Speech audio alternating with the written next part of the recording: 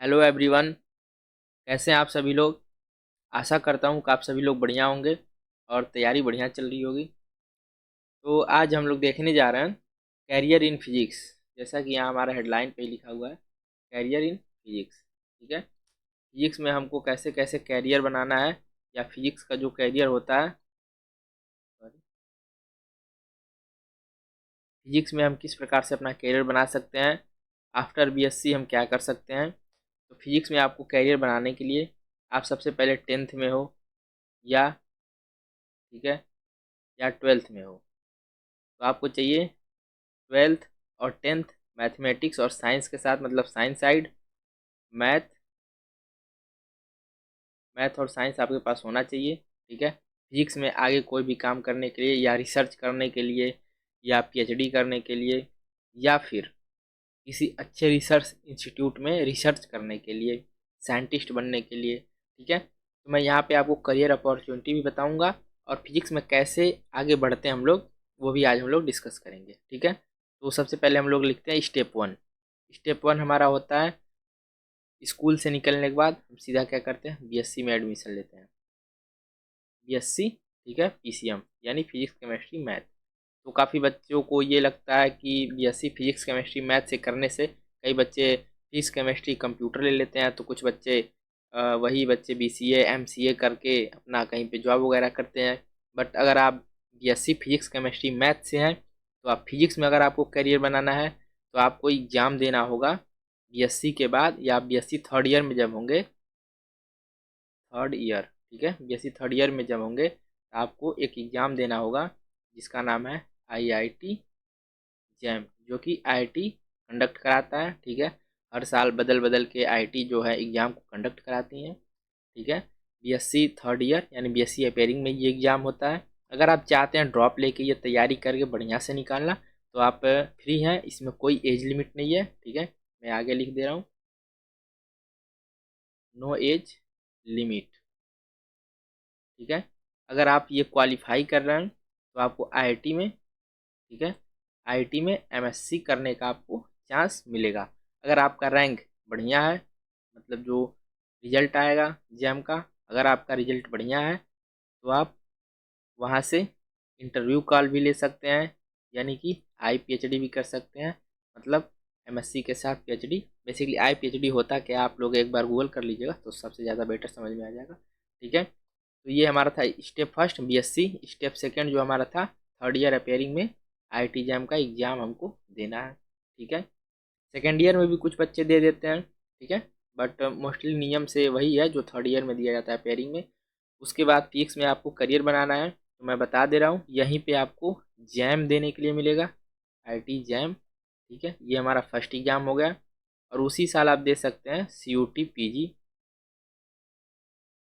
UET PG. ठीक है, UG तो आप लोग 12th के बाद देते हैं, लेकिन जो सीयूटी पीजी होता है वो सारे सब्जेक्ट के लिए होता है, जो कि हमारा सेंट्रल यूनिवर्सिटी में एडमिशन दिलवाता है, जैसे कि डीयू दिल्ली यूनिवर्सिटी, जेएनयू। ठीक है, इसी तरीके से बहुत सारी हमारी जो सेंट्रल बेस्ट सेंट्रल यूनिवर्सिटी है, वहाँ पे आपको एडमिशन लेने के लिए सीयूटी पीजी काम दिलाता है। उसके बाद हमारा एक आ जाता है टीआईएफआर। ठीक है, टीआईएफआर जो कि टाटा कंपनी है, रतन टाटा सर का, वो हमारा कंडक्ट कराते हैं।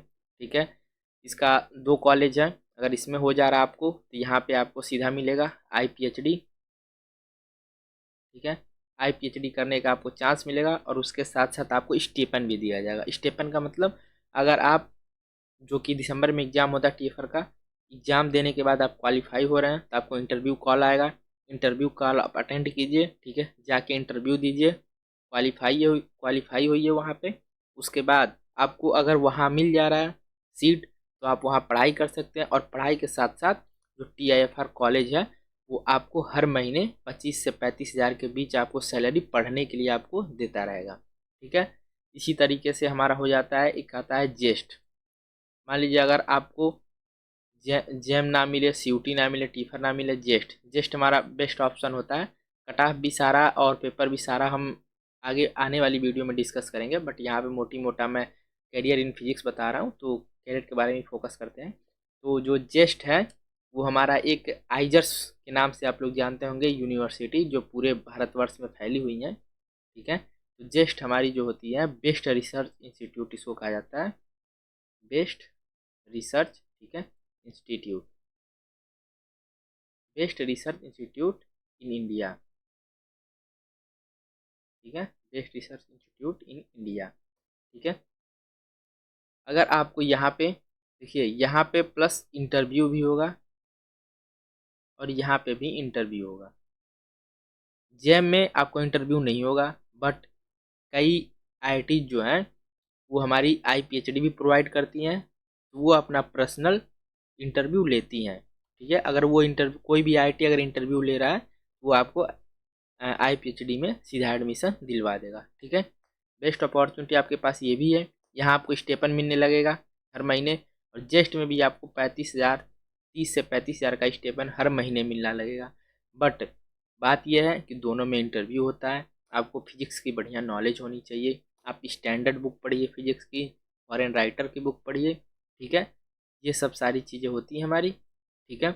और यहाँ से मान लीजिए अगर आप मास्टर्स कर लिए, ठीक है, इन दोनों जगह से अगर आप मास्टर्स कर रहे हैं तो आपको कोई दिक्कत नहीं है, यहाँ से सीधे आपको पीएचडी आईपीएचडी का आपको डिग्री मिल जाएगा। बट अगर आप जैम से कर रहे हैं, सीयूटी से कर रहे हैं, तो यहाँ से सिर्फ आपको एमएससी यानी मास्टर्स की डिग्री मिलेगी, ठीक है। और इसके बाद आपको क्या करना रहेगा, चौथे नंबर पे हमको गेट देना रहता है।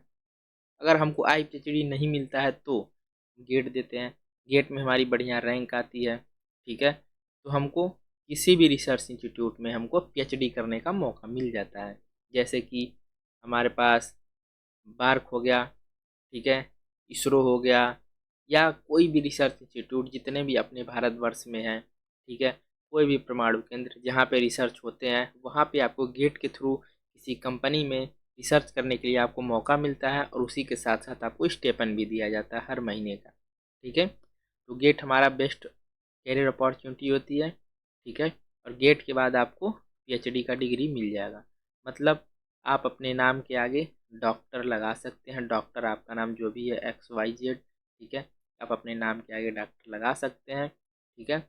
और उसके बाद आप अगर बढ़िया से पीएचडी कर रहे हैं, ठीक है, कोई रिसर्च आपका बढ़िया है, टॉपिक हो रहा है बढ़िया, तो आप किसी भी जो हमारी एजेंसीज हैं जैसे कि इसरो, स्पेस एजेंसी जितनी भी यहाँ पर अपने पास, वहाँ पे आप बीकॉम ए साइंटिस्ट हो सकते हैं, बीकॉम ए साइंटिस्ट, ठीक है,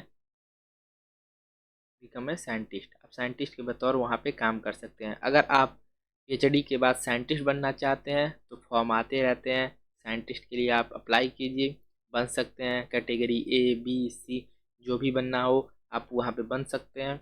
और जैसे ही आपको वहाँ पे साइंटिस्ट की पोस्ट, कोई भी कैटेगरी साइंटिस्ट की पोस्ट आपको अप्रूव हो रही है, तो आप अपने गाड़ी पे गवर्नमेंट ऑफ इंडिया, ठीक है, गवर्नमेंट ऑफ इंडिया का पोस्टर या जो भी लैंडमार्क होता है गवर्नमेंट ऑफ इंडिया आप अपने गाड़ी पे लिखवा सकते हैं, उसके लिए कोई पाबंदी नहीं है। तो कैरियर इन फिजिक्स आपको समझ में आ गया, ठीक है। अगर नहीं समझ में आया होगा तो आप लोग एक बार कमेंट कीजिएगा, मैं और बढ़िया से आप लोगों को समझा दूंगा। बेसिकली आशा करता हूँ कि आप लोगों को बढ़िया से समझ में आया होगा, ठीक है। करियर अपॉर्चुनिटी ये हमारी फिजिक्स में होती हैं, ठीक है। मिलते हैं हम लोग नए वीडियो में किसी नए टॉपिक के साथ। थैंक यू, जय हिंद, जय भारत।